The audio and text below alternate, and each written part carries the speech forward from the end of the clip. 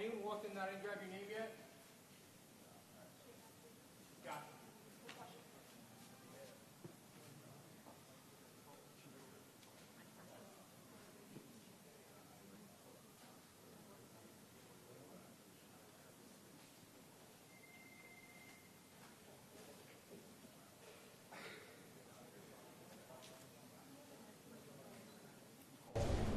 They said 10 o'clock.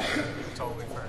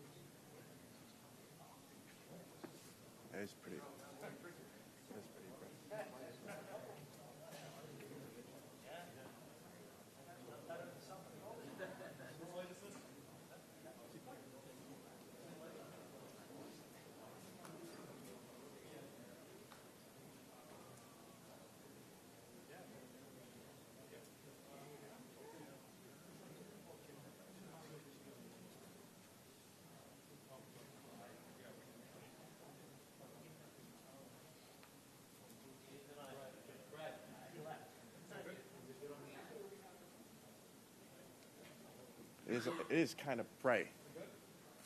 Can you dim it down just a little bit more?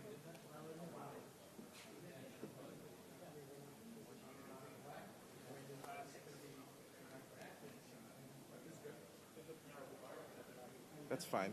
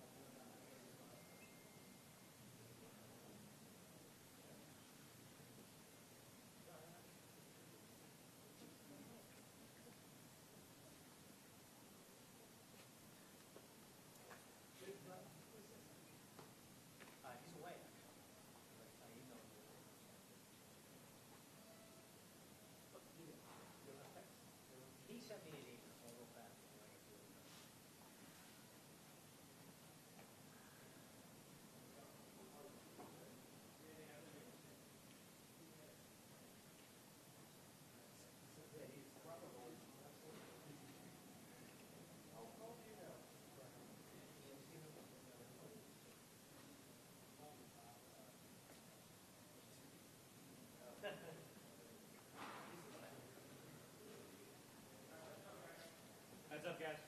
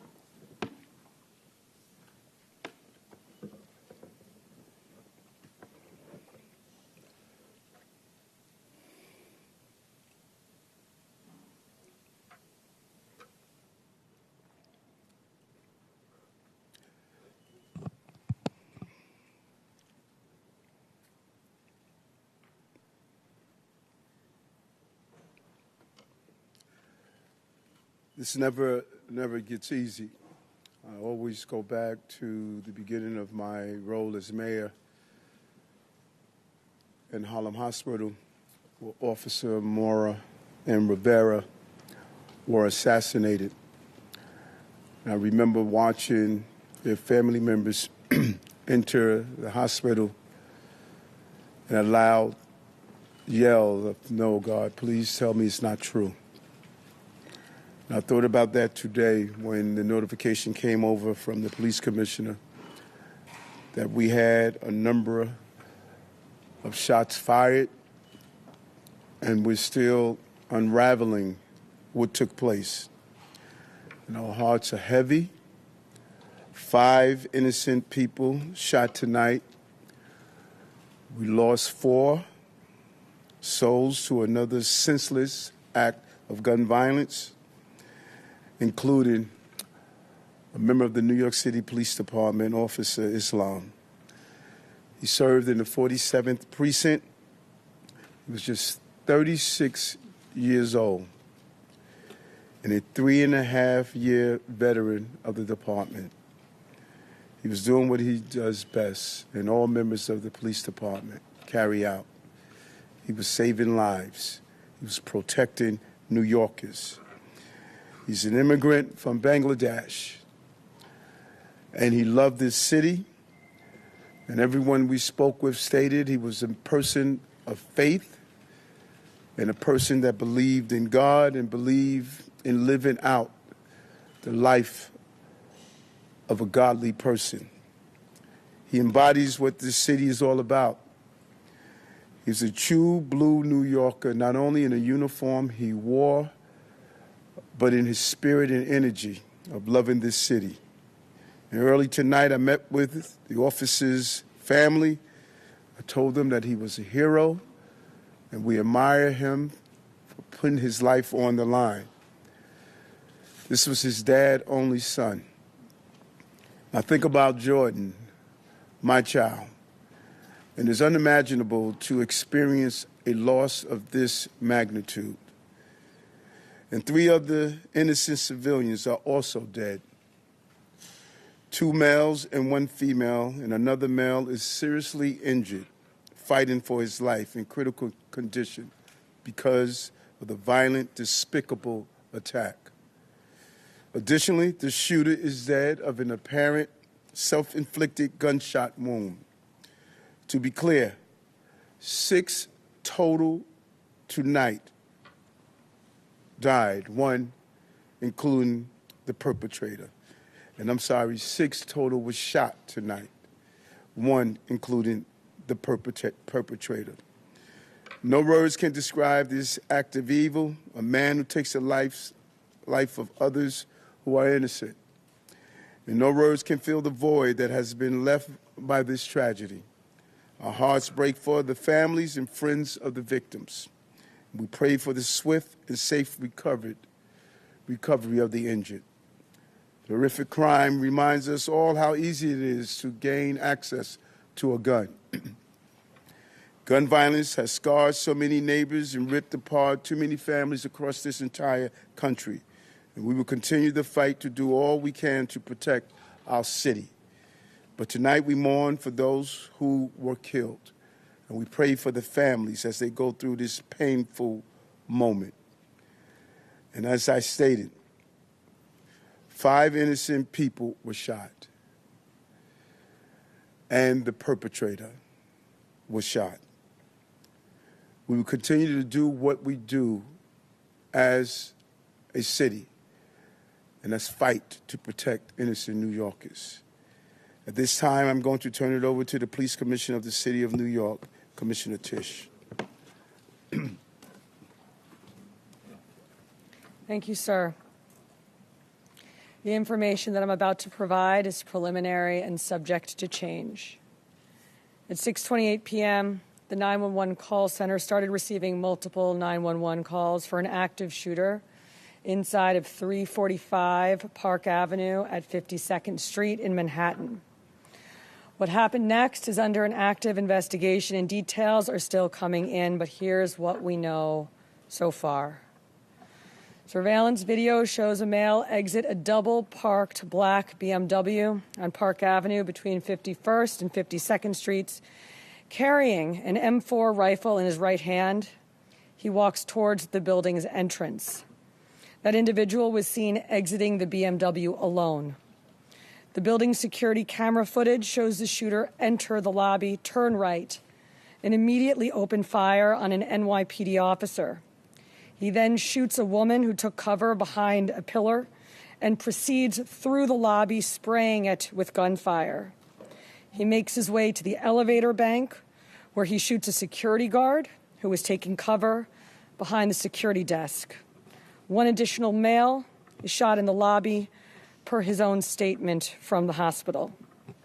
The shooter then calls the elevator, which opens in the lobby. A female exits that elevator, and he allows her to walk past him unharmed. He goes up to the 33rd floor, which is Rudin Management, and begins to walk the floor, firing rounds as he traveled. One person was struck and killed on that floor. He then proceeds down a hallway and shoots himself in the chest. In total, we have 5 victims shot, our officer and 4 other innocent civilians, plus the shooter. The shooter is believed to be Shane Tamura, a 27-year-old male with a Las Vegas address. The vehicle he exited is registered in Nevada to Mr. Tamura. Inside of that vehicle, officers found a rifle case with rounds, a loaded revolver, ammunition, and magazines, a backpack, and medication prescribed to Mr. Tamura. The vehicle was searched by our bomb squad and found to be clear of any explosives. The initial investigation shows that Mr. Tamura's vehicle traveled cross-country through Colorado on July 26th, then Nebraska and Iowa on July 27th, and then in Columbia, New Jersey, as recently as 4:24 p.m. today. The vehicle entered New York City shortly thereafter. According to our law enforcement partners in Las Vegas, Mr. Tamura has a documented mental health history. His motives are still under investigation, and we are working to understand why he targeted this particular location. 345 Park Avenue is a commercial office building whose tenants include the NFL, Rudin Management, KPMG, and Blackstone. At this time, 4 of the 5 victims are deceased, including our NYPD cop.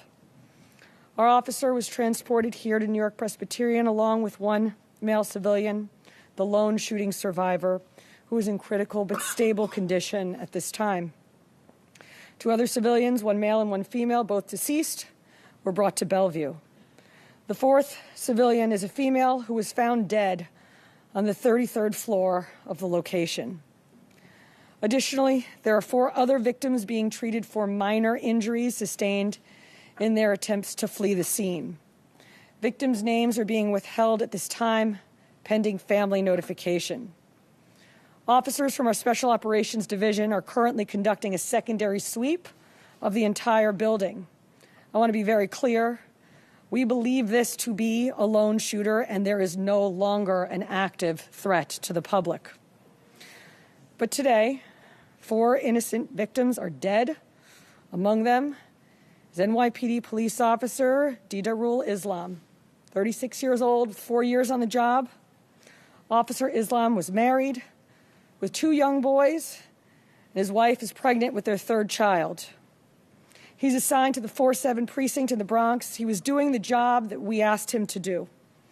He put himself in harm's way. He made the ultimate sacrifice, shot in cold blood, wearing a uniform that stood for the promise that he made to this city. He died as he lived, a hero.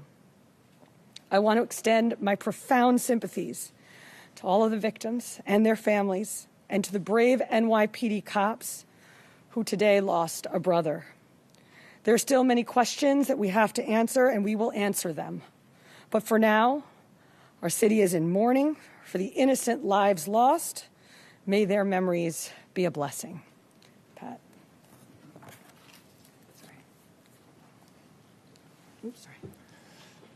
Patrick Hendry, President of the PBA.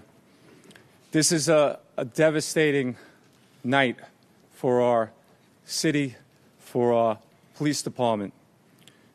Pure evil came to the heart of our city and struck innocent people.